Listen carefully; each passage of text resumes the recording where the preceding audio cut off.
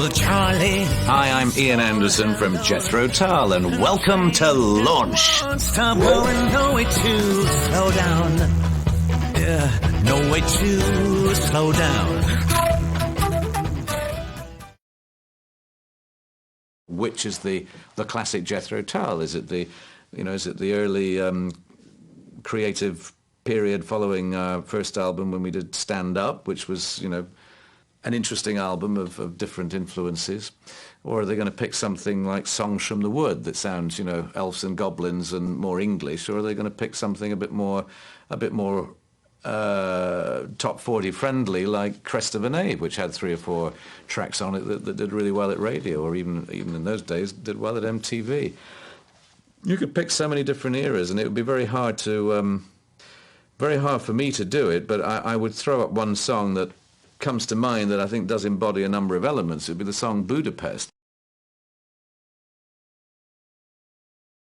I think from the very earliest recordings, which were done, I believe actually the first one may have been 4-track. Certainly couldn't have been more than 8-track. It was pretty basic stuff, and we just went in and played more or less what we were playing in concert would be too grand a term, playing in the local blues clubs around London. So we made the first album really just in a very few days, 4 or 5 days. But, I guess if we wanted to be more popular in record terms right now, then I suppose the first thing I would do is I'd probably call Carlos Santana and ask him to be a guest on our record, on our next album. After all, he's been a guest on his own last album, so he should be pretty used to it. Ooh, bitchy! Ooh, wasn't that catty? Goodness me. What came over me? It's a fine record, and Carlos is a good man.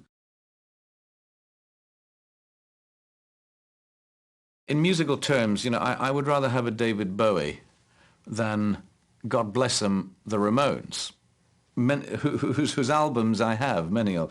But I rather like the idea that you go through a career and you don't just necessarily do this and do it again and again and again. I mean, maybe you put a different spin on successive songs and successive albums, but essentially it can become a little one-dimensional. So, although I love to hear Motorhead and the Ramones and a bunch of other folks, I rather like the idea that people evolve through different changes in their creative life. I pick up an instrument and something happens in terms of the sound and the ergonomics of that particular instrument to play dictate the beginnings of a song. And because I do play a few different instruments, it's quite handy because I don't have to write 2 consecutive songs coming from the same point every time. I can write a song using an acoustic guitar on Friday, and on Saturday I can go in and pick up a mandolin or come up with a melody on the flute. So immediately the music starts to sound different from the first moment that I have a musical idea. I think that we all go home at the end of a tour, very happy to come home and very relieved that the tour is over for a couple of days. And then everybody starts getting restless. My theory is that I'm not the only person in the band who doesn't entirely unpack his suitcase at the end of the tour. It kind of sits there in a corner of the room, not entirely unpacked. It's almost, to me, it's almost like... it might be like other people walking under a ladder or breaking a mirror or something. If I actually unpack my suitcase, I have this horrible feeling I might never go out and do another concert again.